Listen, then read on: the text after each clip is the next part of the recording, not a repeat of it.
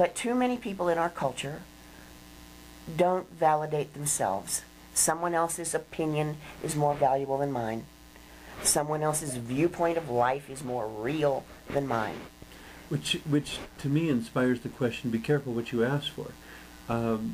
If you're abdicating choices to others, the way they got into the correctional system is the extreme of someone making the choices for them. That's right. And the thing they need to understand is that choosing not to choose, or choosing to let someone else choose for you, is still your choice. And if you make the choices earlier in the process, right, you won't wind up in a courtroom having someone make choices for you that by that point are out of your hands. That's right. You got to that place from back here where you didn't listen to the voice inside that said, no, let's not do this. But going back to the individual in the system, you know, and the little choices, and, you know, however I got here, here's where I am, you know, or if you say, I mean, I've never heard this before, the idea of looking at it as being in a monastery, that it's a supportive environment where you can do whatever reflection you want, whatever journaling you want, whatever, you know, whatever self-development you want. But you, in order to make it constructive, you have to be absolutely honest with yourself about whatever you might have contributed to this. And in the same note, what you can now contribute to it. You know, whether to use the time valuably and That's productively, right, or whether to simply sit there twiddling your thumbs waiting for the last day. Don't just pass the time. Do the time, and doing the time means utilizing the time. And that's the big challenge for everyone. It's for the challenge for people on the outside. I have had more than one inmate tell me, you know, the best thing that ever happened to me was coming to prison, because I was on the fast track and it was going downhill on skids.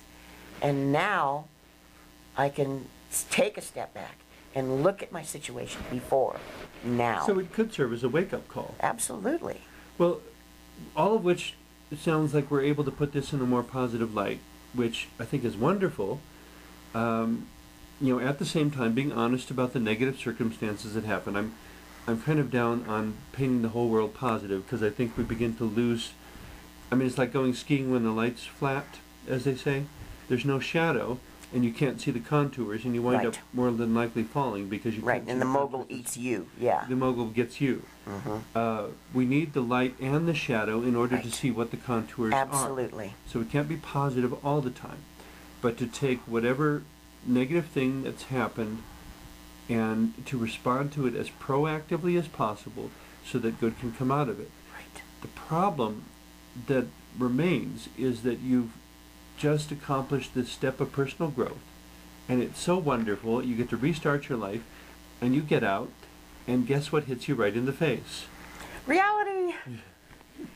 And the recession. And it's it's not easy for them on a regular situation. You know, there may be situations where the recession isn't so much the factor, but I'm thinking in terms of you now have to report that you were incarcerated everywhere you go.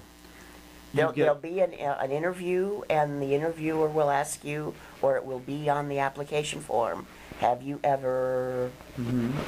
And you have to say yes, and you have to tell them the truth. Because if you don't... then they will and can find that out, and you will get fired. And then your PO will revoke your parole and send you back. I mean, it's much more serious than just losing the job. That's right. It's much more serious than just losing the job. And yet the number of places who will even consider hiring someone who is on parole is minimal? It's worse than minimal. Minimal to non-existent. Practically non-existent. There's handfuls of resources.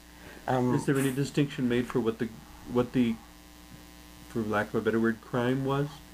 There should be, but very little of that actually comes in. Too many people hiring will simply say, have you done time? The answer is yes, and you're out the door. It's not this. This is a whether it was shoplifting or what. Right, exactly. And they don't, you know, like, well, you know, this is a car parts place, and we don't care that you did computer money crime. Okay, we're going to have you selling car parts. So But it if doesn't matter. Yeah. I mean, it's irrelevant. Exactly. Um, And that's the bind, the double bind that well, they have and- when they come yeah, out. And they may have accomplished a step of personal growth and come out a better person.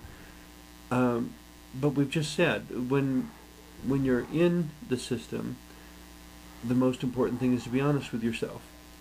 And now we're reintroducing them to a world that Doesn't value honesty. doesn't value honesty and in many ways punishes it.